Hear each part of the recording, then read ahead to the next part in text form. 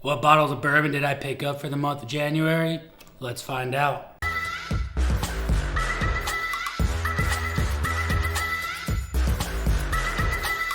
What's going on, everybody? Nathan here with the Everyday Drinker, bringing you guys a brand new video. Today, I'm going to go over the bottles of bourbon that I picked up for the month of January.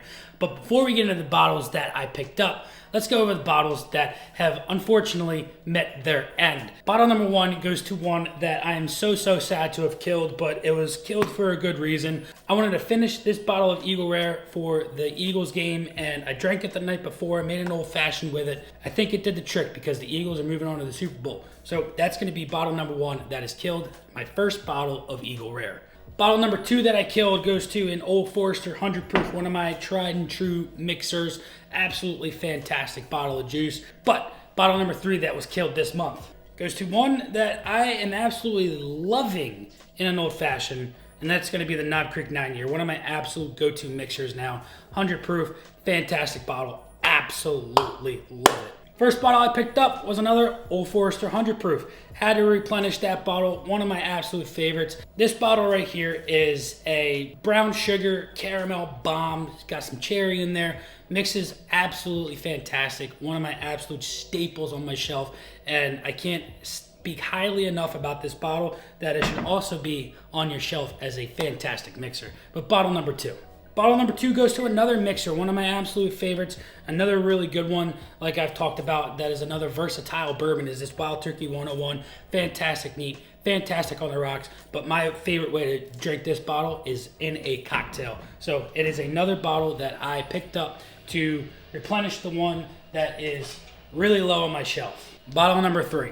So I did a video a while back on my 5 ryes for bourbon drinkers, and a lot of you guys spoke so highly about this bottle, and that bottle is Pikesville, and I was able to finally pick a bottle of it up. I've had a pour out of it. It is darn good. Being Heaven Hill Distillery at 110 proof, and it's a very low rye. I believe it's 51% rye, so it's right there at the cusp of not being a rye. And it's a sweet rye. I absolutely like it. I'm going to put it up against a test against a couple other bottles of ryes that I enjoy, and I want to see where exactly this bottle falls. But at the moment, I'm really enjoying this Pikesville. Now, these next couple of bottles that I got were ones that I didn't purchase. They were sent to me by smaller distilleries, and I've had some pours out of them, and these are some darn good stuff. So let's get right into what was sent to me this month. Bottle number one comes from Fat Labrador Distillers, aged 3 years. This one's really nice. It's not super complex. It's bottled at 90 proof, but the flavors are really nice. It's got a really sweet oak going on for it. It's got some really nice vanillas. There's a little bit of a brown sugar aspect going on. But for what it is, if you guys ever make your way over at Fat Labrador Distillers, I believe they're in California, make sure you try their bourbon. Next one that was sent to me comes from St. Augustine Distillers. Now this is their port finished bourbon. It is a 102 proof bourbon. The port finish in this is really nice. It goes very well. It's not overly sweet from that port, but it has a nice robust round flavor. Being over that 100 proof, you really can find all of the flavors in this bottle, and I enjoyed my first pour out of this, and I'll be sure to enjoy the rest of this bottle.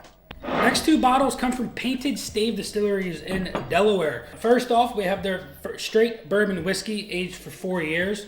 And then we also have their 9th anniversary whiskey. This is a straight bourbon aged for 6 years, 4 years in new oak casks, and then 2 years in red wine casks. And this red wine cask bottle is darn good.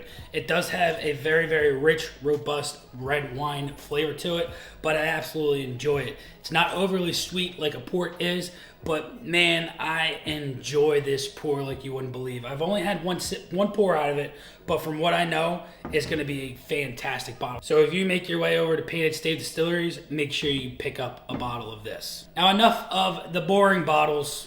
Let's get into the fun bottles of the month. The first fun bottle of the month is going to go to Evan Williams Single Barrel. Now this bottle right here is a distillery release only bottle now. And I was lucky enough to come across it in a liquor store here in New Jersey. If stores are still holding onto these bottles, they can still sell them, but they're not getting them in anymore Picked this bottle up for $32. I'll tell you right now, this is a peanut bomb. It is a peanut bomb. It's like you put peanut butter in a jar, shook it up with bourbon in there, straightened out the peanut butter, and this was the finished product. It is a really, really interesting pour. If you're looking for that peanut aspect, this is the bottle that I am gonna go for because it is a straight peanut butter cup bomb. Second fun bottle that I picked up this month goes to Jack Daniel's Barrel Strength Single Barrel. This is a specialty select for Bottle Republic. This bottle right here is bottled at 131.9 proof. I know that flavor profile that Jack has. It is that banana, and man, oh man, does this have it like you wouldn't believe, and I absolutely love it. This is one of my absolute favorite bottles that I have picked up in a very, very long time. I can't talk highly enough about these Jack Daniel's Barrel Strength Single Barrels because this is my first one that I have, and I will be sure to have many, many more to come. Last and final bottle that I picked up this month goes to Stagg Jr. Batch 15. I've been looking for a Stagg Jr. for quite a long time, since I got into this game. And I've seen a couple of bottles at stores for, you know, $400, $500, and I'm not shelling that amount of money out. You guys know I picked up a bottle of the Joseph Magnus about a month or two ago, can't quite remember, but I was holding on to that bottle for this specific reason. I knew that I had some value in that bottle that other people were looking for, and that I just wasn't interested in that bottle. Now, come in the future, I might enjoy that bottle once if I get that bottle again. But I traded that bottle for this Stagg 15. I don't regret it one bit. This is an absolute delicious bottle. This bottle right here is super sweet. It is almost like a candy bar in a glass. It's almost like you took a chocolate covered strawberry or cherry or some red fruit, and it's a delicious bottle, and I can't believe I actually have a Stagg finally on the shelf. I'm so glad I was able to pick one of these up. I don't regret getting rid of that Joseph Magnus one bit for this bottle. It's one that I will enjoy till the end of the bottle for sure. I've given a couple of pours away to a couple of guys, and they absolutely love it. So there you guys have it. Those are the bottles that I picked up for the month of January. A slower month, but the new releases are coming out. So I am looking forward to picking up those Larcenies, the Elijah Craigs, the Penelopes, those bottles that are coming out from distilleries here in the near future. Hopefully they come soon. Let me know down in the comments what bottles you guys picked up for the month of January, if you picked up anything fun. Also, store is opening up this week. Make sure you guys check that out. Join the Patreon. Make sure you hit that like button. Smash the subscribe. Until next time, this has been Nathan with the Everyday Drinker. Cheers.